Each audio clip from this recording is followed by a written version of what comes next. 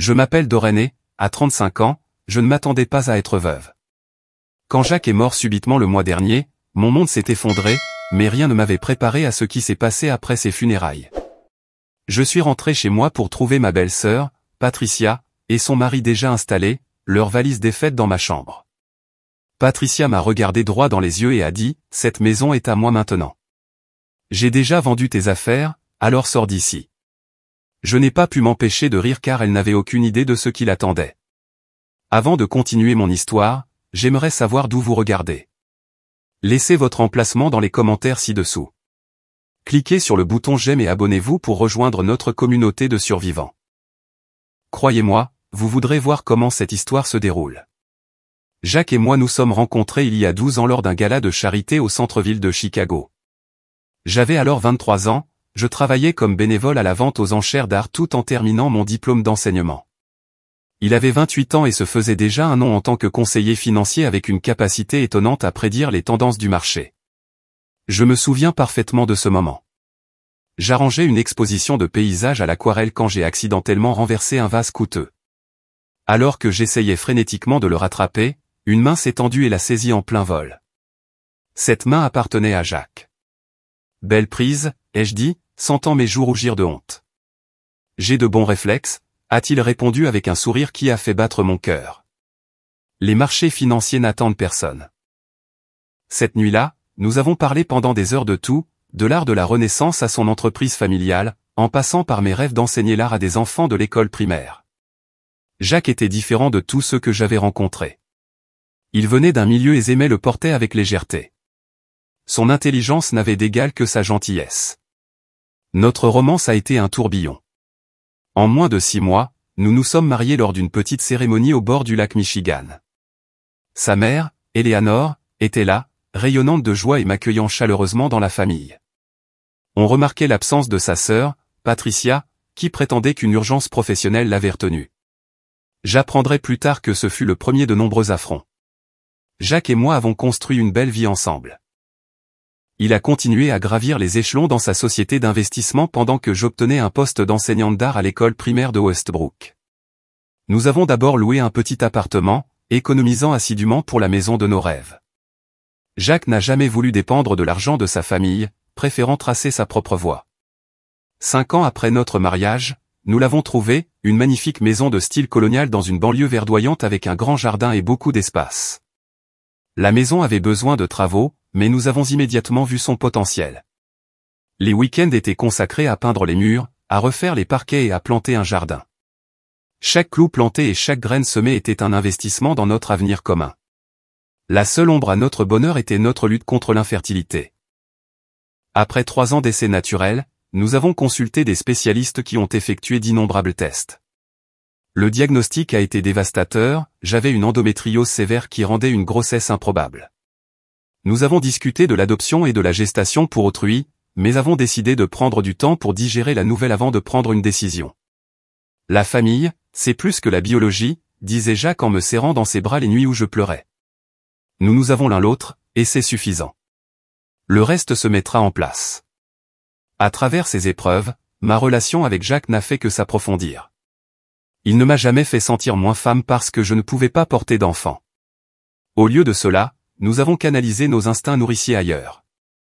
Je déversais un amour supplémentaire sur mes élèves pendant que Jacques encadrait de jeunes analystes financiers. Sa dynamique familiale était compliquée. La famille Harrington avait bâti sa richesse sur plusieurs générations grâce à l'immobilier, puis s'était diversifiée dans divers investissements. Le père de Jacques, Thomas, avait été un homme sévère et exigeant qui attendait de ses enfants qu'ils méritent leur place dans l'entreprise familiale. Jacques avait travaillé avec diligence pour faire ses preuves, tandis que Patricia avait adopté une approche différente, comptant sur le charme et la manipulation pour assurer sa position. Eleanor, la mère de Jacques, est devenue comme une seconde mère pour moi. Après la mort de Thomas il y a 6 ans, elle a déménagé dans une maison plus petite mais est restée active dans le travail communautaire et les affaires familiales. Elle me disait souvent à quel point elle était heureuse que Jacques m'ait trouvé, disant que je faisais ressortir le meilleur de son fils. Patricia a toujours été jalouse de la facilité avec laquelle les choses venaient à Jacques, m'a confié Eleanor un jour autour d'un thé. Il a hérité du sens des affaires de son père, mais de ma compassion. Patricia n'est qu'ambition, sans aucune éthique. Patricia a épousé Robert il y a environ 8 ans. Il venait d'une famille riche mais n'avait pas grand-chose à lui, ayant gaspillé la majeure partie de son héritage dans des entreprises ratées. Nous ne nous fréquentions que rarement tous les 4. Quand nous le faisions, Patricia lançait des pics subtils sur notre style de vie modeste ou sur ma carrière de simple enseignante. Les 2 dernières années de notre mariage, Jacques passait de plus en plus d'heures dans son bureau à la maison. Il expliquait qu'il travaillait sur un projet spécial qui exigeait de la discrétion. Je respectais sa vie privée, même si parfois je lui apportais du café et apercevais des feuilles de calcul et des documents.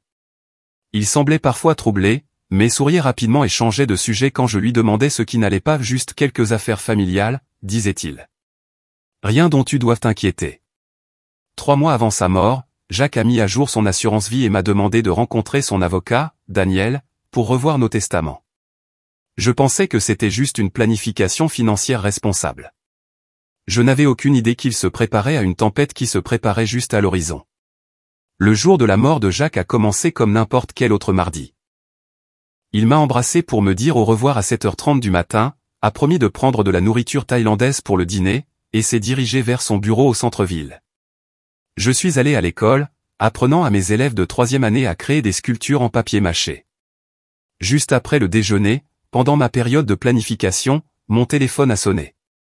C'était Sylvia, l'assistante de Jacques. Dorraine, sa voix tremblait. Jacques s'est effondré pendant une réunion. Les ambulanciers l'emmènent au Northwestern Memorial. Ça a l'air sérieux. Tu dois venir maintenant. Le monde a basculé sur son axe. Je me souviens avoir laissé tomber ma tasse de café, les éclats de céramique se dispersant sur le sol comme ma vie soudainement fracturée. Mon directeur m'a conduite à l'hôpital après avoir vu la couleur quitter mon visage. Le trajet de 20 minutes a semblé durer des heures alors que nous naviguions dans la circulation de Chicago, mes mains tremblant si fort que je pouvais à peine envoyer un texto à Eleanor. Quand je suis arrivé aux urgences, j'ai tout de suite su, à l'expression du médecin. Jacques avait subi une crise cardiaque massive. Malgré tous leurs efforts, il était parti. À 40 ans, mon mari avait tout simplement cessé d'exister. Il y avait probablement une malformation cardiaque congénitale non diagnostiquée, a expliqué doucement le médecin. Parfois, ces choses ne montrent aucun symptôme jusqu'à ce qu'il soit trop tard. Je me suis effondré sur une chaise, incapable de comprendre les mots. Jacques avait mentionné des douleurs thoraciques de temps en temps au cours de l'année écoulée, mais nous avions tous les deux mis cela sur le compte du stress ou de l'indigestion. Il était jeune, en forme, attentif à son alimentation. Les crises cardiaques arrivaient aux hommes plus âgés, pas aux quadragénaires dynamiques qui avaient toute la vie devant eux. Eleanor est arrivée 30 minutes plus tard, le visage cendré de chagrin. Nous nous sommes tenus l'une l'autre, 2 femmes unies dans l'amour du même homme. Elle avait déjà perdu un mari et maintenant son fils. L'injustice de la situation semblait trop grande à supporter. Patricia et Robert sont apparus 1 heure après. Alors qu'Eleanor et moi sanglotions encore dans les bras l'une de l'autre, Patricia a immédiatement demandé à voir les effets personnels de Jacques. Ses yeux étaient secs, son attitude professionnelle. J'ai besoin de ses clés et de son téléphone, a-t-elle annoncé à l'infirmière. En tant que sa sœur, j'ai des responsabilités envers la famille. J'étais trop bouleversé pour discuter alors qu'elle rassemblait les affaires de Jacques, y compris sa montre coûteuse et son portefeuille. Elle a fait mine de réconforter Eleanor, mais m'a à peine adressé la parole, sauf pour me demander si j'avais déjà contacté l'avocat de Jacques. Daniel m'a déjà appelé, ai-je dit d'une voix sourde. Il a mentionné des affaires urgentes, mais je ne peux pas y penser maintenant. Les yeux de Patricia se sont légèrement plissés. Quelles affaires a-t-il spécifiées? Non, ai-je répondu. Et je ne peux pas en parler maintenant. Mon mari vient de mourir. Les 3 jours suivants se sont écoulés dans un brouillard de chagrin et de tâches administratives surréalistes, certificat de décès, arrangement funéraire, rédaction de la notice nécrologique. J'ai traversé tout cela comme un fantôme, dormant par intermittence, ne mangeant que lorsqu'Eleanor insistait. Ma meilleure amie, Vanessa, est venue rester avec moi, gérant les appels et les visiteurs quand je ne pouvais pas leur faire face. Patricia s'est soudainement nommée directrice des funérailles, passant outre mes souhaits à chaque tournant. Le service simple et intime que je voulais est devenu une affaire élaborée avec des associés que je connaissais à peine. Elle a insisté pour un cercueil ouvert malgré mes objections, a choisi des fleurs que Jacques aurait détestées, et a même changé les sélections musicales. La famille Harrington a des traditions, a-t-elle dit avec dédain quand j'ai protesté. Jacques voudrait que les choses soient faites correctement. Daniel a appelé 2 fois de plus, son ton de plus en plus urgent, mais j'ai reporté la conversation jusqu'après les funérailles.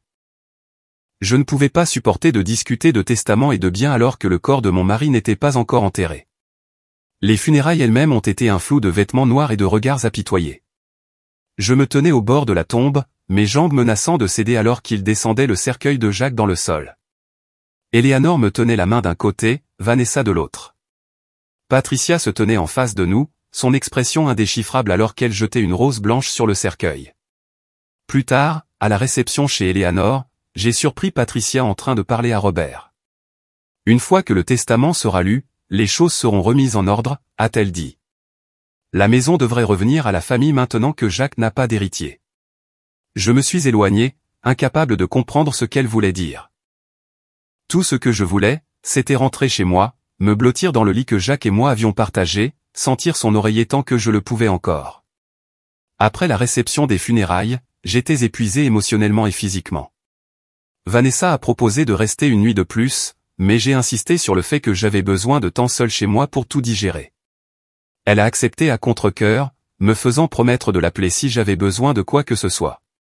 Je suis rentré chez moi dans un état second, me garant dans notre allée juste au moment où le soleil se couchait. Le premier signe que quelque chose n'allait pas était le SUV de luxe inconnu garé à ma place. Puis j'ai remarqué que les lumières du salon étaient allumées, alors que j'avais bien tout éteint ce matin-là. Avec une inquiétude grandissante, j'ai déverrouillé la porte d'entrée et suis entré. Les meubles avaient été réarrangés. Le fauteuil en cuir préféré de Jacques avait disparu, remplacé par une antiquité ornée que je reconnaissais de chez Patricia. Les photos de famille avaient été retirées de la cheminée, et l'air sentait un parfum inconnu.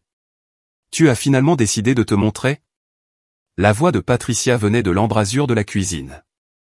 Elle se tenait là, tenant un verre de vin mon vin, de la collection que Jacques et moi avions constituée ensemble. « Que fais-tu dans ma maison ?» ai-je demandé, trop choqué pour être encore en colère. Correction. La maison de la famille Harrington, a-t-elle dit doucement. Robert et moi avons emménagé. Comme par hasard, Robert est apparu de l'étage, l'air mal à l'aise mais déterminé. Doreen, nous pensions que tu apprécierais de t'éloigner un peu d'ici. Trop de souvenirs. Vous avez mal pensé, ai-je dit, retrouvant ma voix. C'est ma maison. S'il vous plaît, partez. Patricia a ri, un son froid et sans humour. J'ai bien peur que ça n'arrive pas. Cette propriété appartient maintenant au trust familial Harrington, maintenant que Jacques est parti sans enfant. Il t'a sûrement expliqué ça. C'est ridicule, ai-je dit. Nous avons acheté cette maison ensemble. Mon nom est sur l'acte de propriété. Une simple formalité, a balayé Patricia d'un geste dédaigneux. Papa a toujours voulu que les propriétés familiales restent au Harrington de sang. Jacques le savait. J'ai avancé plus loin dans la maison, remarquant d'autres changements. Mes œuvres d'art manquaient au mur. Le buffet antique que Jacques avait rénové pour notre anniversaire avait disparu. Où sont mes affaires ? Ai-je exigé. J'ai déjà vendu certaines des pièces moins importantes, a dit Patricia avec désinvolture. Le reste est en entrepôt jusqu'à ce que tu arranges pour les récupérer. J'ai gardé la liste quelque part par ici. Elle a fouillé dans un tiroir qui contenait autrefois nos menus à emporter. Tu as vendu mes biens ? Je pouvais à peine croire ce que j'entendais. Les moins précieux, oui. Les œuvres d'art et les antiquités appartiennent de toute façon à la famille. Elle m'a tendu une liste griffonnée à la hâte. Tu peux prendre tes objets personnels et tes vêtements. Mes mains tremblaient en regardant la liste. La porcelaine de ma grand-mère marquée comme donnée. Les cadeaux de mariage étiquetés et vendus. Les photos de famille décrites comme jetées. C'est illégal, ai-je dit. Tu ne peux pas simplement emménager et vendre mes affaires. L'expression de Patricia s'est durcie. Regarde ça. Elle a sorti un document jauni de son sac à main. C'est le testament original de papa d'il y a 20 ans. Il stipule clairement que toutes les propriétés familiales retournent au trust si un Harrington meurt sans descendance. J'ai jeté un coup d'œil au document. C'était bien le testament de Thomas Harrington, mais il avait manifestement été remplacé par des documents plus récents après sa mort il y a 6 ans. Ça n'a aucune valeur, ai-je dit. La succession de ton père a été réglée il y a des années. Cette maison a été achetée après sa mort avec notre argent. De l'argent que Jacques a gagné en travaillant pour l'entreprise familiale, a contré Patricia. De l'argent qui faisait légitimement partie de son héritage. Robert s'est raclé la gorge, mal à l'aise. Peut-être devrions-nous en discuter avec les avocats présents. Il n'y a rien à discuter, a sèchement répondu Patricia. Doreen s'en allait. N'est-ce pas, Doreen? Je suis resté sur mes positions. C'est insensé. Je ne vais nulle part. Le visage de Patricia s'est transformé en quelque chose de laid. Laisse-moi être absolument clair. Tu as échoué dans la seule chose dont Jacques avait besoin de toi. Tu n'as pas pu lui donner d'enfant. Tu n'as aucun droit sur l'héritage Harrington. Cette maison et tout ce qu'elle contient appartient maintenant à la famille. Sa cruauté m'a coupé le souffle. 5 années de douleur concernant nos luttes contre l'infertilité m'étaient jetées au visage le jour où j'enterrai mon mari. Comment oses-tu? Ai-je chuchoté. La vérité blesse, n'est-ce pas? Jacques m'a confié à quel point il était déçu. Pourquoi crois-tu qu'il passait tant de temps au bureau? Il évitait de rentrer à la maison pour te voir. Des larmes me brûlaient les yeux, mais j'ai refusé de les laisser couler. Tu mens. Vraiment? Alors pourquoi n'a-t-il jamais changé le vieux testament familial? Il savait ce qui arriverait à sa mort. Elle s'est approchée. Tu as jusqu'à demain pour faire une valise. Tout ce que tu laisseras derrière sera considéré comme un bien abandonné. Robert a au moins eu la décence d'avoir l'air honteux. Nous pouvons entreposer tes affaires temporairement, Doreen, jusqu'à ce que tu trouves un autre endroit. C'est ma maison, ai-je crié, perdant finalement mon sang-froid. Vous ne pouvez pas la prendre comme ça. Patricia a fait signe à quelqu'un que je n'avais pas remarqué. Un homme en uniforme de sécurité est sorti de l'ombre de la salle à manger. Voici Frank. Il vous escortera dehors si nécessaire. J'ai déjà déposé une plainte légale auprès de l'avocat de la famille. Jusqu'à ce que ce soit résolu, nous avons autant le droit d'être ici que vous.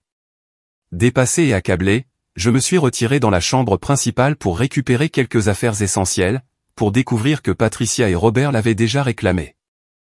Mes vêtements étaient entassés dans des sacs poubelles dans la chambre d'amis. Ma boîte à bijoux avait été vidée, à l'exception des quelques bijoux fantaisie que je possédais.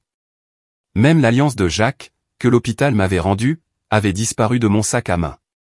Alors que je faisais ma valise à la hâte, mon téléphone a sonné. C'était Eleanor, en sanglots. Doreen, Patricia m'a interdit de visiter la tombe de Jacques. Elle dit qu'en tant qu'exécutrice testamentaire, elle contrôle tout accès aux parcelles familiales.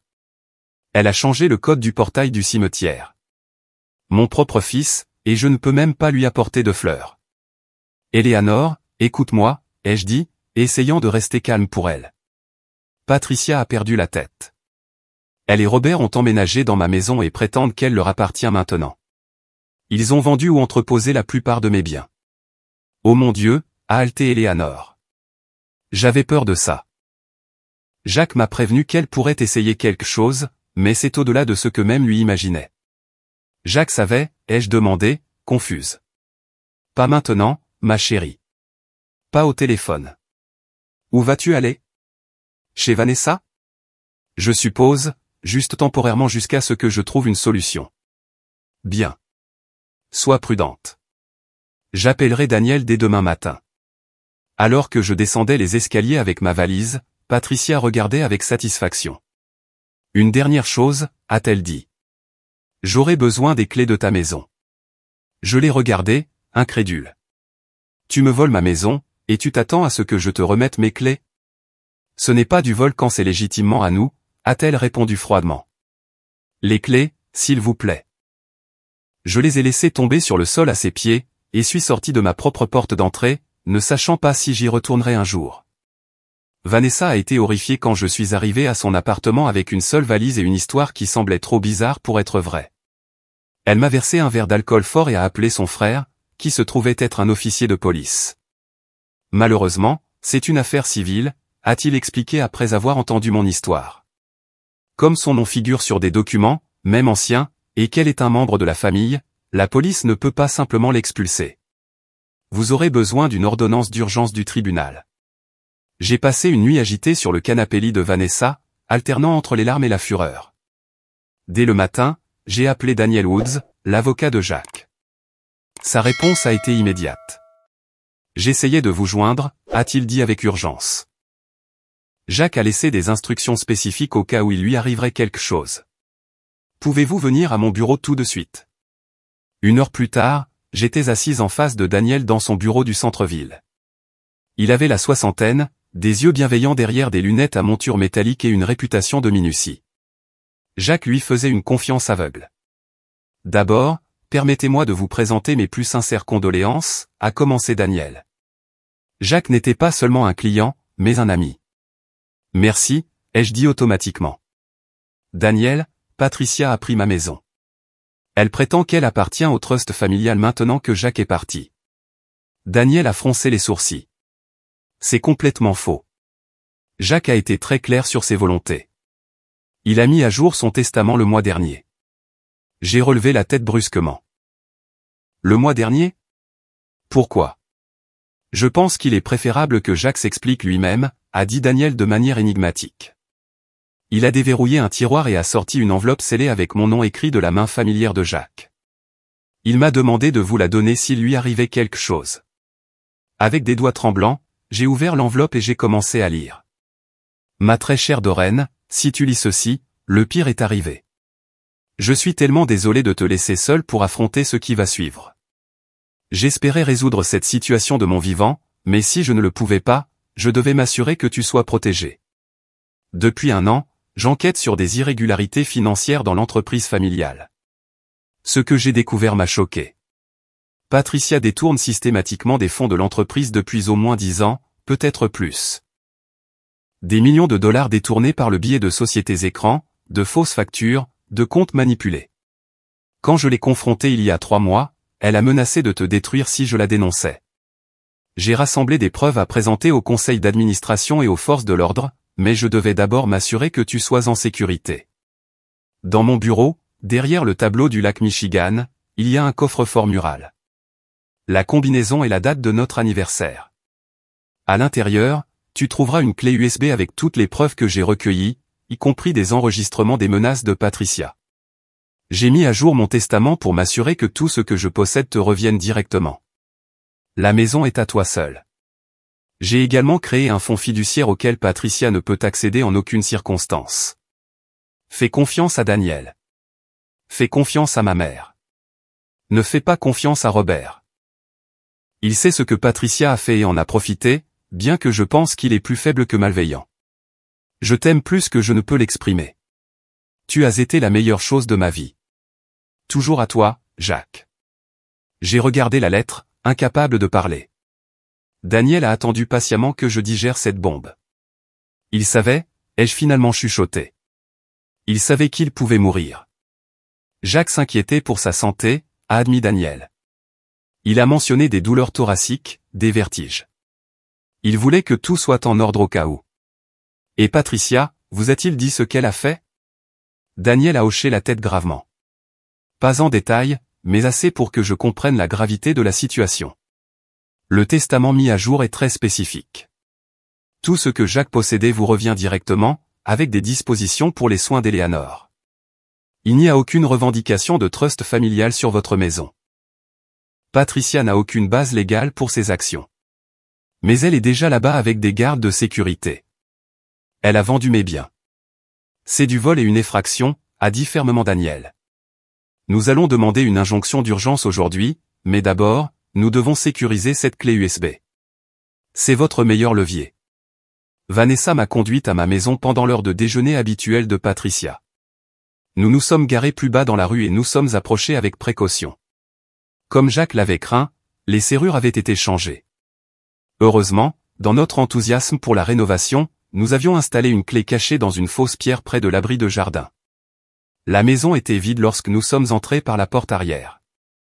Je me suis rapidement dirigé vers le bureau de Jacques, le trouvant en grande partie intact. Patricia avait probablement été trop occupée à vendre mes affaires pour enquêter sur cette pièce. Le tableau du lac Michigan était toujours accroché au mur. Derrière lui, comme l'avait décrit Jacques, se trouvait un petit coffre-fort mural. Mes mains tremblaient en entrant la date de notre anniversaire. Le coffre-fort s'est ouvert, révélant plusieurs objets, la clé USB, une enveloppe d'argent liquide, nos passeports, et une petite boîte contenant la montre de poche du grand-père de Jacques que je pensais que Patricia avait prise à l'hôpital. Nous étions sur le point de partir quand j'ai remarqué que l'ordinateur portable de Jacques était toujours dans le tiroir de son bureau. Je l'ai pris aussi, sachant qu'il pourrait contenir des informations supplémentaires. De retour à l'appartement de Vanessa, j'ai branché la clé USB. Elle contenait des centaines de fichiers, méticuleusement organisés, des dossiers financiers montrant des transferts d'argent vers des comptes offshore au nom de Patricia, des courriels où elle autorisait des transactions frauduleuses, des photos de documents avec des signatures falsifiées, et le plus accablant de tous, un enregistrement audio de Patricia menaçant Jacques lorsqu'il l'a confronté.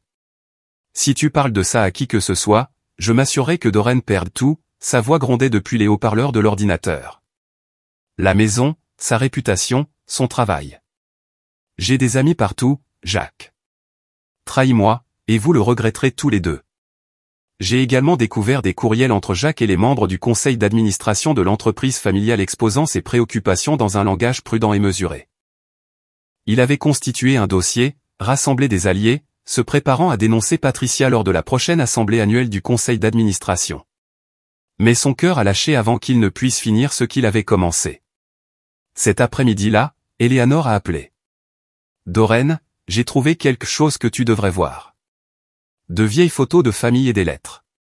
Elle donne un contexte à ce qui se passe. Peux-tu passer? Chez Eleanor, elle m'a montré une collection de souvenirs de famille s'étalant sur des décennies. Des photos de Jacques et Patricia enfants montraient un schéma. Sur chaque photo, Patricia essayait de prendre ce que Jacques avait, ses jouets, ses récompenses, sa place aux côtés de leur père. Thomas préférait Jacques, a expliqué tristement Eleanor, non pas parce qu'il aimait moins Patricia, mais parce que Jacques avait un talent naturel pour les affaires. Patricia en était profondément vexée. Quand Thomas est mort et a laissé Jacques en charge d'importantes parties de l'entreprise, quelque chose s'est brisé en Patricia. Elle s'est sentie flouée. Ça ne justifie pas de voler des millions, ai-je dit. Bien sûr que non, a convenu Eleanor. Rien ne justifie ce qu'elle a fait, surtout pas à toi après avoir perdu Jacques. Parmi les lettres se trouvait une correspondance entre Jacques et son père datant d'il y a des années, discutant de l'avenir de l'entreprise. Thomas déclarait explicitement que les maisons familiales achetées avec des fonds personnels ne faisaient jamais partie des actifs de l'entreprise. La revendication de Patricia sur la maison était complètement fabriquée. Armé de cette connaissance et des preuves de Jacques, je suis retourné au bureau de Daniel. Il avait déjà déposé une demande d'audience d'urgence et se préparait à demander une enquête criminelle. Cela va au-delà d'un conflit familial, a-t-il dit d'un air sombre. C'est une fraude criminelle grave. Le conseil d'administration de l'entreprise doit voir ses preuves immédiatement. Le lendemain matin, j'ai reçu une lettre recommandée de l'avocat de Patricia affirmant qu'en tant que plus proche parente de Jacques, elle contestait la validité de tout testament me laissant des biens. Elle alléguait que j'avais exercé une influence indue sur Jacques pendant une période de capacité diminuée. C'est absurde, ai-je dit à Daniel au téléphone. Jacques était parfaitement sain d'esprit jusqu'au moment de sa mort. C'est une tactique dilatoire, a expliqué Daniel. Elle essaie de maintenir le contrôle des actifs pendant que l'affaire traîne en justice. Pendant ce temps, elle peut continuer à liquider ce qu'elle peut obtenir. Le même jour, j'ai découvert que Patricia avait changé les serrures de notre coffre-fort et l'avait vidé de bijoux de valeur qui avaient appartenu à ma mère. Lorsque j'ai confronté le directeur de la banque, il m'a montré avec des excuses des documents avec ce qui semblait être ma signature autorisant Patricia comme co-signataire. La signature était clairement falsifiée. Mon téléphone a commencé à sonner avec des appels d'amis et de parents éloignés, tous posant des questions étranges. Jacques et moi avions-nous des problèmes conjugaux? Était-il vrai que j'avais refusé d'avoir des enfants? Étais-je au courant des autres relations de Jacques? Patricia répandait des rumeurs vicieuses, tentant de me dépeindre comme une croqueuse de diamants qui avait piégé Jacques dans un mariage malheureux. La situation s'est aggravée lorsque j'ai essayé de retourner au travail. Le directeur m'a appelé dans son bureau avec une expression troublée. Doreen, nous avons reçu des appels préoccupants concernant votre stabilité, a-t-il dit avec précaution.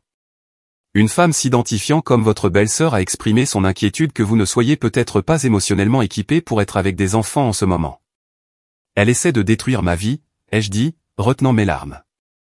Rien de ce qu'elle dit n'est vrai. Je vous crois, m'a assuré mon directeur. Mais la politique du district exige que je vous mette en congé payé jusqu'à ce que cela soit résolu. Je suis vraiment désolé.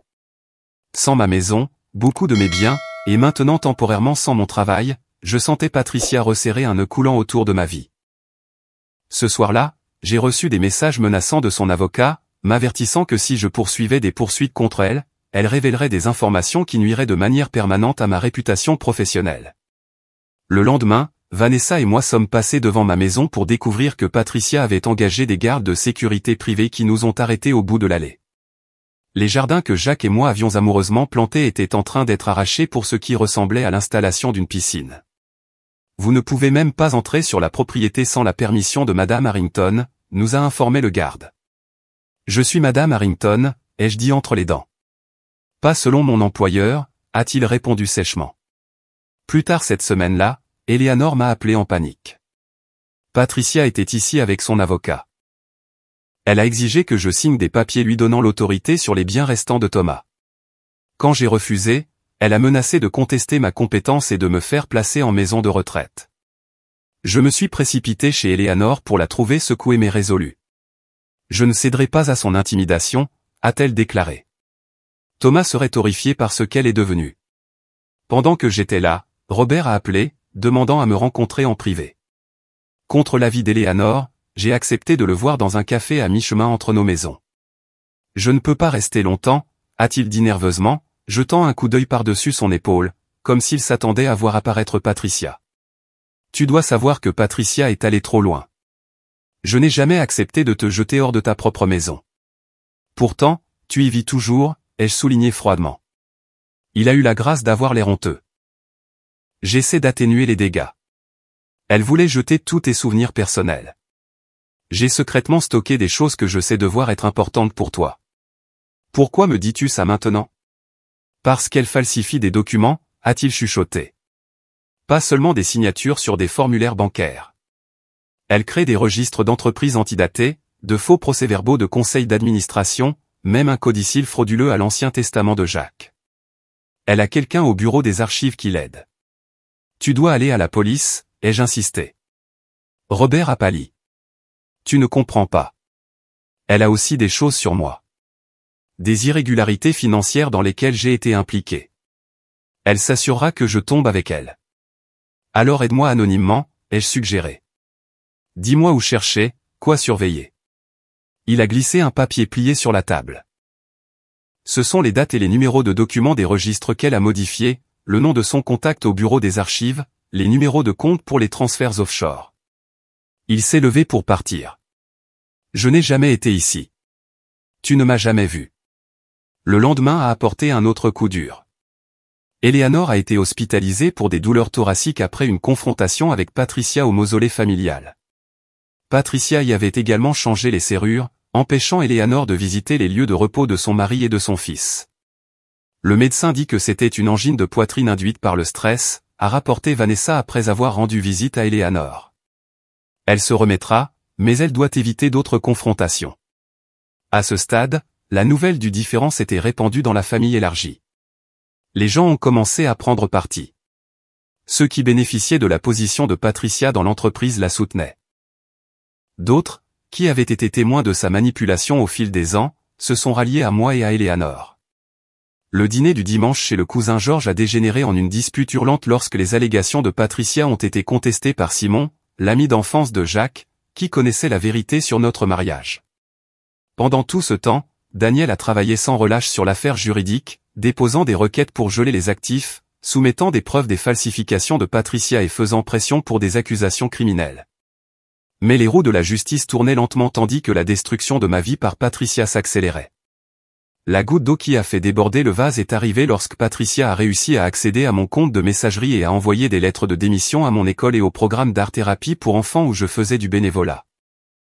Le temps que je découvre et conteste ces messages, les dommages causés à mes relations professionnelles étaient considérables. Nous devons mettre fin à tout ça, ai-je dit à Daniel lors d'une réunion d'urgence. Je ne peux pas continuer à jouer la défense pendant qu'elle démantèle tout ce qui m'est cher. L'audience est prévue pour la semaine prochaine, m'a-t-il assuré. En attendant, j'ai été en contact avec les membres du conseil d'administration que Jacques avait contacté. Ils ont discrètement autorisé un audit jury comptable basé sur les preuves que vous avez fournies. La semaine prochaine pourrait être trop tard pour Eleanor, ai-je dit. Le stress est littéralement en train de la tuer. L'expression de Daniel s'est adoucie. Il y a une autre option. Jacques a laissé une lettre scellée à n'ouvrir que dans des circonstances spécifiques. Je pense que ces circonstances sont arrivées. Le matin de l'audience d'urgence du tribunal est arrivé avec un sentiment de pressentiment. J'avais à peine dormi, passant en revue mon témoignage avec Daniel jusqu'à minuit passé. Eleanor avait été libérée de l'hôpital mais était trop faible pour y assister. Elle m'a donné son alliance à porter pour me donner de la force. Thomas me l'a donnée il y a 50 ans, a-t-elle dit en la pressant dans ma paume. Elle a survécu à des crises pires que Patricia. La salle d'audience était tendue lorsque Patricia et Robert sont arrivés avec leur avocat, un homme aux allures de requin nommé Victor Lawson, connu pour ses tactiques agressives. Patricia avait l'air confiante dans un costume coûteux, saluant les membres de la famille dans la galerie comme si elle arrivait pour une célébration de victoire. Lorsque le juge est entré, Daniel a demandé un bref délai. « Votre honneur, nous venons de recevoir des preuves cruciales qui ont un impact direct sur cette affaire. Des représentants de Harrington Investment sont en route et ont demandé la possibilité de s'adresser à la cour. » L'expression suffisante de Patricia a légèrement vacillé. Le juge a accordé une suspension de 30 minutes pendant laquelle Patricia s'est entretenue intensément avec son avocat, me lançant des regards suspicieux. Lorsque l'audience a repris, 3 hommes au visage sévère en costume d'affaires nous avaient rejoints. Je les ai reconnus comme des membres supérieurs du conseil d'administration de l'entreprise familiale. Le plus âgé, Walter Davison, avait été l'ami le plus proche et le conseiller de Thomas Harrington. « Votre honneur » a commencé Daniel, avant d'aborder les revendications spécifiques concernant la résidence Harrington, nous pensons qu'il est essentiel d'établir le contexte des actions et de la crédibilité de Madame Patricia Miller. Patricia s'est agitée mal à l'aise alors que Daniel s'approchait avec la clé USB et l'ordinateur portable de Jacques. Des preuves ont révélé que Madame Miller détourne systématiquement des fonds de Harrington Investment depuis plus d'une décennie. Le regretté Jackson Harrington a découvert cette activité criminelle et se préparait à présenter ses conclusions au conseil d'administration et aux forces de l'ordre lorsqu'il est tragiquement décédé. Victor Lawson s'est levé d'un bond. Objection. Ces allégations non fondées sont totalement sans rapport avec la question de la propriété immobilière devant le tribunal. Au contraire, a contré Daniel en douceur. Elles établissent un schéma d'activité frauduleuse et sont directement liées aux revendications actuelles de Madame Miller sur la maison de ma cliente. Le juge a autorisé Daniel à continuer. Pendant l'heure suivante, il a méthodiquement présenté les preuves de Jacques, des dossiers financiers montrant des millions détournés vers des comptes contrôlés par Patricia, des courriels où elle donnait des instructions pour falsifier des factures, l'enregistrement de ses menaces envers Jacques et moi. Le visage de Patricia est passé de la confiance à la rage, puis à la peur à mesure que les preuves s'accumulaient. Lorsque l'audio de ces menaces a été diffusé, plusieurs membres de la famille ont halté. Robert fixait le sol, ne voulant rencontrer le regard de personne. De plus, a poursuivi Daniel, nous avons des preuves que Madame Miller s'est livrée à une effraction, au vol de biens personnels, à la falsification de multiples documents et au dépôt de fausses déclarations auprès d'institutions financières. Elle a vendu des biens appartenant à ma cliente, a interdit à des membres de la famille de visiter des tombes, et s'est livrée à la calomnie et à la diffamation pour nuire à la réputation personnelle et professionnelle de Madame Doreen Harrington. Victor Lawson a tenté à plusieurs reprises de s'opposer, mais les preuves étaient accablantes. L'expression du juge est devenue de plus en plus grave. Walter Davison s'est approché de l'estrade. Votre honneur, au nom de Harrington Investment, je peux confirmer que notre audit interne préliminaire a corroboré ces allégations. Nous avons déjà gelé tous les comptes de l'entreprise auxquels Madame Miller avait accès et nous coopérons avec les autorités fédérales pour une enquête complète. Patricia a finalement craqué. C'est un complot, a-t-elle crié en se levant de son siège. Jacques essayait de me mettre dehors. Il a toujours tout eu. L'entreprise, l'approbation de père, l'amour de mère. Cette maison aurait dû être à moi. Madame Miller, contrôlez-vous, a averti le juge. La maison a été achetée avec les fonds que ma cliente et son mari ont gagnés, a déclaré Daniel calmement. Elle n'a jamais été une propriété de l'entreprise ou une partie d'un trust familial. J'ai ici l'acte de propriété original et les documents hypothécaires montrant qu'elle a été acquise des années après la mort de Thomas Harrington sans aucun lien avec les actifs familiaux. Le juge a examiné les documents avec soin. Ceux-ci semblent être en ordre. Madame Miller, avez-vous des documents pour étayer votre revendication sur cette propriété? L'avocat de Patricia lui a chuchoté de manière urgente à l'oreille, mais elle l'a repoussé. Mon père a toujours voulu que les propriétés familiales restent au Harrington 200. Elle ne peut pas avoir d'enfants. Elle n'a aucun droit sur notre héritage. Un murmure a parcouru la salle d'audience à cette déclaration cruelle. L'expression du juge s'est durcie. Madame Miller, non seulement je ne vois aucune revendication légale valide sur la propriété en question, mais vos actions semblent constituer plusieurs crimes graves. J'accorde l'injonction d'urgence vous ordonnant de quitter la propriété immédiatement et de restituer tous les objets enlevés. De plus, j'émets une ordonnance restrictive vous interdisant de contacter Madame Harrington ou d'entrer sur la propriété en toutes circonstances. Le visage de Patricia s'est tordu de rage. Ce n'est pas fini, m'a-t-elle sifflé. En fait, si, a dit une voix du fond de la salle d'audience. 2 policiers sont entrés, accompagnés d'une femme en tailleur sombre qui a montré un badge du FBI. Patricia Miller, a annoncé l'agente du FBI, vous êtes en état d'arrestation pour fraude électronique, détournement de fonds et crimes financiers interétatiques. Vous avez le droit de garder le silence. Alors que Patricia était menottée, son avocat a tenté d'intervenir. L'agente du FBI lui a simplement tendu un mandat. Nous avons un mandat de perquisition pour sa résidence et son bureau. Des accusations supplémentaires pourraient être portées. Le dernier regard de Patricia sur moi alors qu'elle était emmenée contenait toute une vie d'amertume et de rage. Robert est resté assis, la tête dans les mains. Alors que la salle d'audience se vidait, Walter Davison s'est approché de moi. Doreen, Jacques parlait en bien de vous. Il montait un dossier contre Patricia depuis des mois.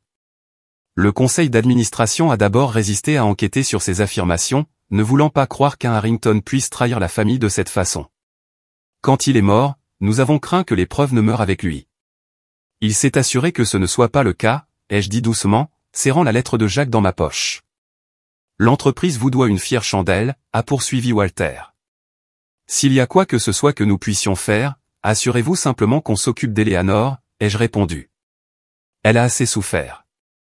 À l'extérieur du palais de justice, Robert s'est approché avec hésitation.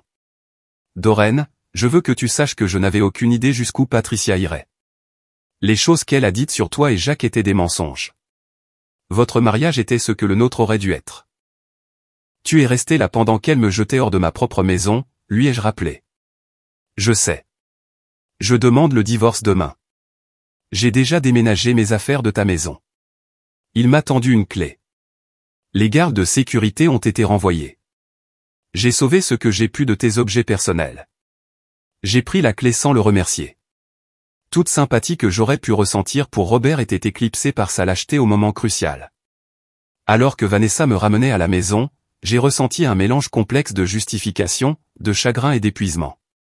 La maison est apparue, et pour la première fois depuis la mort de Jacques, j'ai ressenti un petit sentiment de paix. C'était notre maison, et j'y retournais enfin.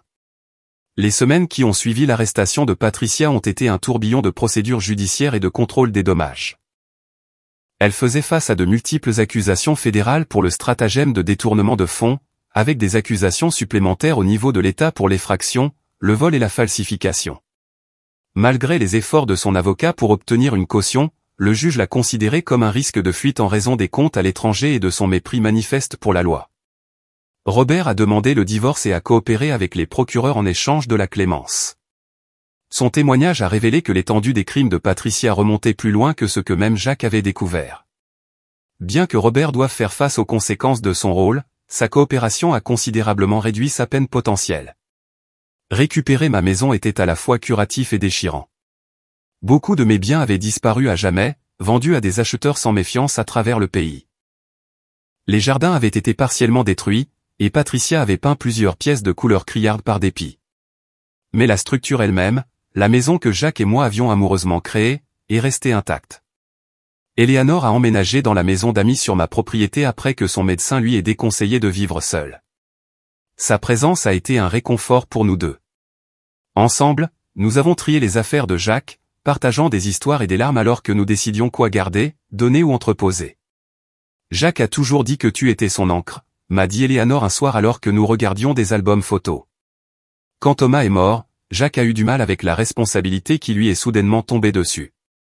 Puis il rentrait à la maison vers toi et se souvenait de ce qui comptait vraiment. Les conséquences financières ont été compliquées, mais finalement résolues en ma faveur. La police d'assurance vie de Jacques a fourni une sécurité substantielle. Le conseil d'administration de l'entreprise, désireux de se racheter pour ne pas avoir pris les préoccupations de Jacques au sérieux, s'est assuré que je reçoive la pleine valeur des actions et de la pension de Jacques dans l'entreprise. Avec l'aide de Daniel, j'ai créé la fondation Jacques Harrington, dédiée à fournir une assistance juridique aux veuves confrontées à des litiges de propriété et à la fraude financière. La fondation a rapidement obtenu le soutien des anciens collègues et clients de Jacques qui respectaient son intégrité. Mon chemin de guérison n'a été ni rapide ni linéaire. Certains jours, le poids du chagrin et de la trahison semblait insupportable.